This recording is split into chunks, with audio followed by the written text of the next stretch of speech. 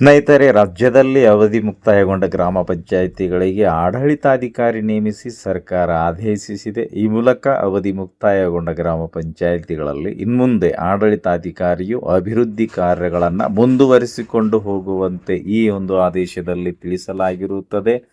ದಿನಾಂಕ 16 ಜನವರಿ 2026ರಂದು ಕರ್ನಾಟಕ ಸರ್ಕಾರದ ಸಚಿವಾಲಯದ ನಿರ್ದೇಶನಾಲಯದ ವತಿಯಿಂದ ಸರ್ಕಾರದ ಕಾರ್ಯದರ್ಶಿಗಳು, ಗ್ರಾಮೀಣಾಭಿವೃದ್ಧಿ ಮತ್ತು ಪಂಚಾಯತ್ ರಾಜ್ ಇಲಾಖೆ ಇವರು ಹೊರಡಿಸಿರ್ತಕ್ಕಂತಹ ಒಂದು ಸಂವಿಧಾನದ ಅನುಚ್ಛೇದ 243 ಈ ಉಪಬಂಧದನ್ವಯ ಹಾಗೂ ಕರ್ನಾಟಕ ಗ್ರಾಮ ಸ್ವರಾಜ್ ಮತ್ತು ಪಂಚಾಯತ್ ರಾಜ್ ಅಧಿನಿಯಮ 1993ರ ಪ್ರಕರಣ 41 ಮತ್ತು 42ರಲ್ಲಿ ಸಂಬಂಧಿಸಿರುವಂತೆ ಗ್ರಾಮ ಪಂಚಾಯಿತಿಗಳನ್ನು ಒಳಗೊಂಡಂತೆ ಪಂಚಾಯತ್ ರಾಜ್ ಸಂಸ್ಥೆಗಳ ಅಧಿಕಾರ ಅವಧಿಯು ಅವುಗಳ ಮೊದಲ ಸಭೆಗಾಗಿ ಗೊತ್ತುಪಡಿಸಿದ ದಿನಾಂಕದಿಂದ 5 ವರ್ಷಗಳ ಅವಧಿಯವರೆಗೆ ಅಸ್ತಿತ್ವದಲ್ಲಿದ್ದು, 5 ವರ್ಷ ಮುಗಿದ ನಂತರ ದಿನಾಂಕದಿಂದ ಗ್ರಾಮ ಪಂಚಾಯಿತಿಯ ಅವಧಿಯು ಮುಕ್ತಾಯಗೊಳ್ಳಲಿದೆ. ಈ ಹಿಂದೆ 2020ರಿಂದ 2025ನೇ ಸಾಲಿಗೆ ರಚಿತವಾಗಿದ್ದಂತಹ ಗ್ರಾಮ ಪಂಚಾಯಿತಿಗಳ ಅವಧಿಯು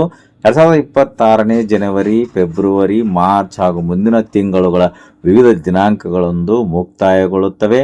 2026ರಿಂದ 2031ರ ಅವಧಿಗಾಗಿ ಈ ಗ್ರಾಮ ಪಂಚಾಯಿತಿಗಳಿಗೆ ಚುನಾವಣೆ ನಡೆದು ಗ್ರಾಮ ಪಂಚಾಯಿತಿ ಅಧ್ಯಕ್ಷ, ಉಪಾಧ್ಯಕ್ಷರ ಚುನಾವಣೆ ನಡೆಯುವ ದಿನಾಂಕದವರೆಗೆ ಸದರಿ ಗ್ರಾಮ ಪಂಚಾಯಿತಿಗಳಿಗೆ ಕರ್ನಾಟಕ ಗ್ರಾಮ ಸ್ವರಾಜ್ ಮತ್ತು ಪಂಚಾಯತ್ ರಾಜ್ ಅಧಿನಿಯಮ 1993ರ ಪ್ರಕರಣದನ್ವಯ ಜಿಲ್ಲಾಧಿಕಾರಿಗಳು ಆಡಳಿತಾಧಿಕಾರಿಗಳನ್ನು ನೇಮಿಸಲು ಅವಕಾಶವಿರುತ್ತದೆ. ಇದರನ್ವಯ ಜಿಲ್ಲಾಧಿಕಾರಿಗಳು ಸಂಬಂಧಪಟ್ಟ ಜಿಲ್ಲಾ ವ್ಯಾಪ್ತಿಯ ಗ್ರಾಮ ಪಂಚಾಯಿತಿಗಳ ರಚನೆಯಾಗಿರುವ ಮತ್ತು ಮುಕ್ತಾಯಗೊಂಡಿರುವ ದಿನಾಂಕಗಳನ್ನು ಪಡೆದು ಪರಿಶೀಲಿಸಿ ಗ್ರಾಮ ಪಂಚಾಯಿತಿಗಳು ಮುಕ್ತಾಯಗೊಳ್ಳಲಿರುವ ದಿನಾಂಕದಿಂದ ಮುಂದಿನ ದಿನಾಂಕದಿಂದ ಜಾರಿಗೆ ಬರುವಂತೆ ಆಡಳಿತಾಧಿಕಾರಿಗಳನ್ನು ನೇಮಿಸಿ ಅಧಿಸೂಚಿಸುವಂತೆ ಜಿಲ್ಲಾಧಿಕಾರಿಗಳಿಗೆ ಈ ಒಂದು ಆದೇಶದಲ್ಲಿ ತಿಳಿಸಲಾಗಿರುತ್ತದೆ. ಧನ್ಯವಾದಗಳು.